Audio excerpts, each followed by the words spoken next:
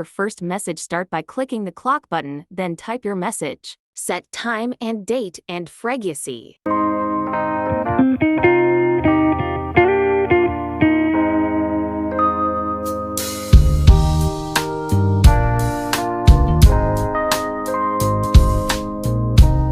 Now click Save. Voila, you just schedule your first message.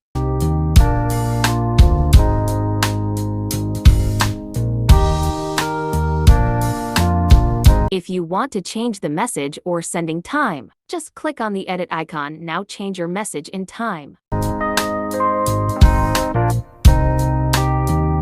Congrats, your message has been successfully sent. And here, you can view all the scheduled messages.